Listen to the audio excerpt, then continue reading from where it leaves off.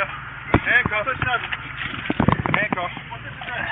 Legacy gripping his hand. Gripping his hand. Back up. I got right gun. Back up. Back up. You on? Huh? I don't know.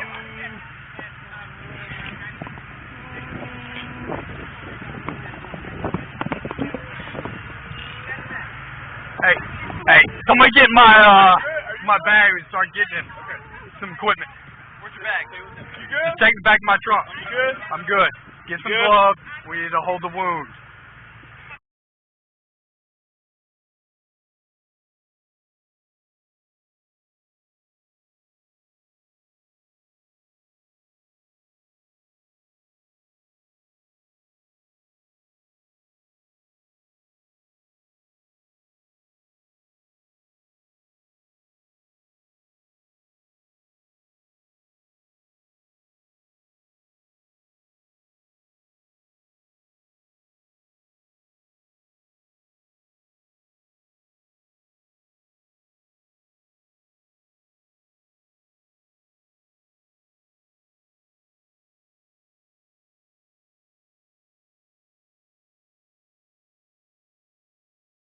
My thoughts and prayers go out to the Scott family and the family of all of our officers who've been impacted.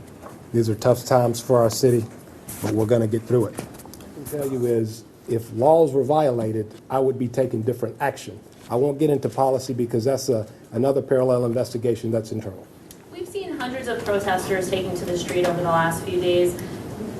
Did their protest, their message calling for the release of this video impact this decision at all? What impacted this decision is the information I've been getting from this community all along. As soon as you appropriately can, release the video. And that's what I was going to do anyway. Our policy is when we can release information that won't be detrimental to the investigation itself, we release. And what I can tell you too is, I just want to remind people is, we're 4 days after the incident. We're talking about 2 independent investigations, and they take time. I'm gonna insist we do it right, not fast. Eugene? So did this have anything to do with Keith Scott's wife's video coming out yesterday, that cell phone video? Ma'am, listen. Our practice and our protocol is to release as soon as we can to inform. What is out there, I can't control, nor am I concerned about.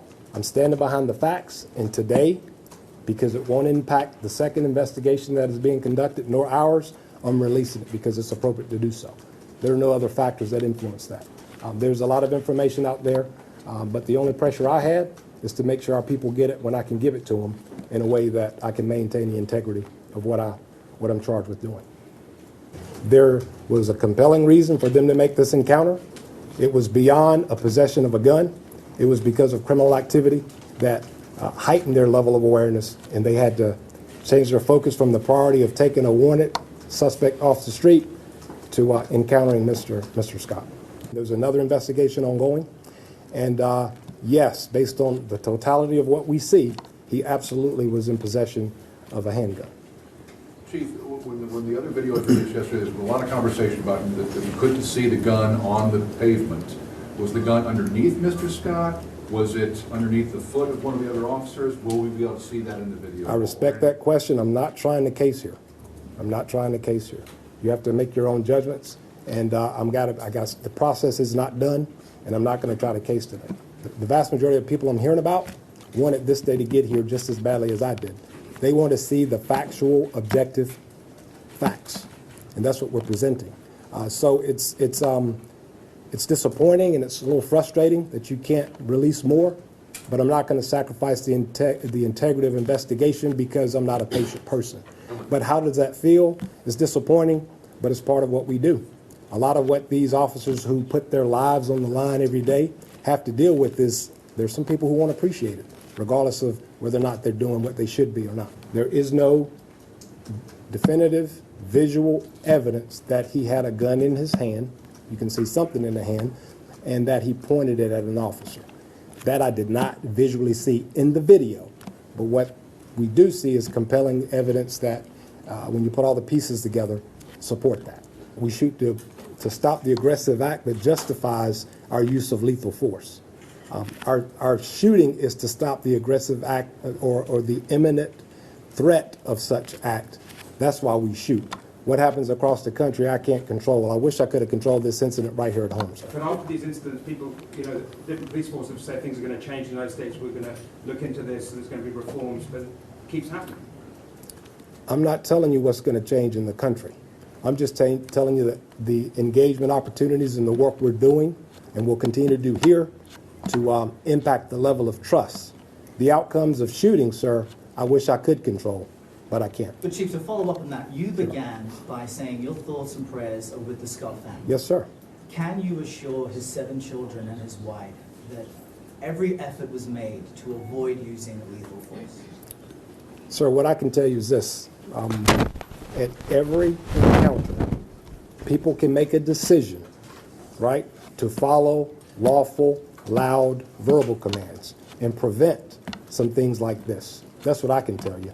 Can I give assurances to anyone of hypotheticals? No, sir. I wish I could. But in this case, yes, to his family, can you confidently say every effort was made to avoid lethal force? As I can tell you, they were reacting to what they saw, and they have a duty to do so. So in the encounter, they perceive an imminent lethal threat by a handgun, and they react to that. That's what I can tell you. Listen, we're going to take 2 more. This young lady over here hasn't got one. Chief, when officers go to apprehend a suspect, is it protocol to search surrounding vehicles and question people around them? Is that protocol? I'm sorry, one more time. When officers go to apprehend a suspect, yes, when they get there, is it protocol to search surrounding vehicles and other people that are around the area? Context is going to matter. In this particular case, as I said, they see somebody who has marijuana. They say that's not a priority for the suspect they're after. Then they see the handgun, so they focus their attention on Mr. Scott at that point. Hypotheticals and broad scenarios are going to be hard to really capture in one answer. Chief Joe from the Charlotte Observer. Yes, so where did they see the handgun, and how many officers fired shots at him? They saw the handgun initially when he was in the vehicle, and we know of only one officer that fired at this point. And again, those are details that some of which are still ongoing. Guys, we appreciate you. We're going to get him back to work.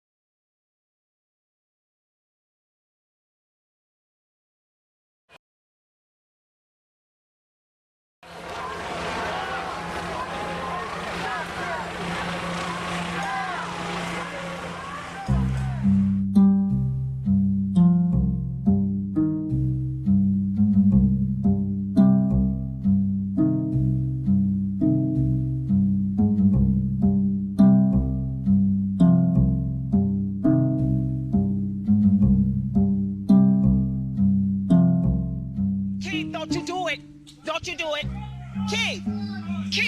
Keith, don't you do it. Did you shoot him? Did you shoot him?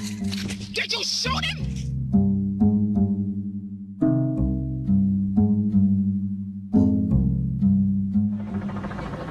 I get it, but there was no communication. When they said hands up, he got a gun, pow, pow, pow, pow.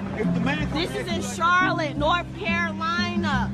University area, Old Concord Road. No justice! No peace! No racism! No peace! You getting involved? No peace!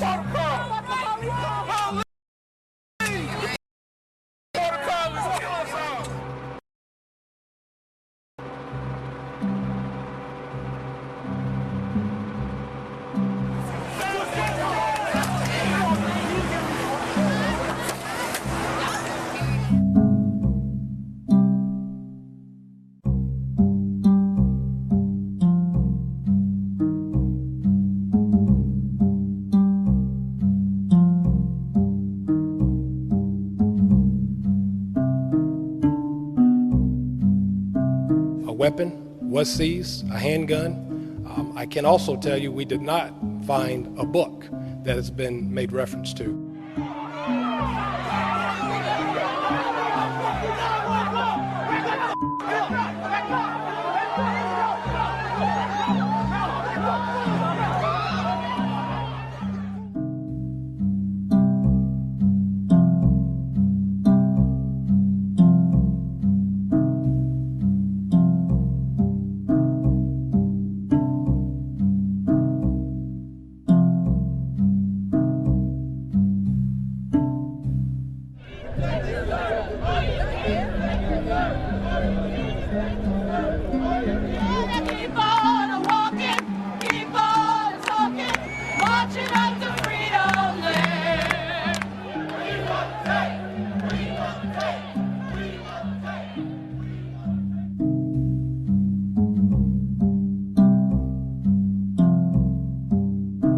I personally firmly believe that we have to make sure that we have to take the politics out of any release of evidence. It should be not based upon any political interest.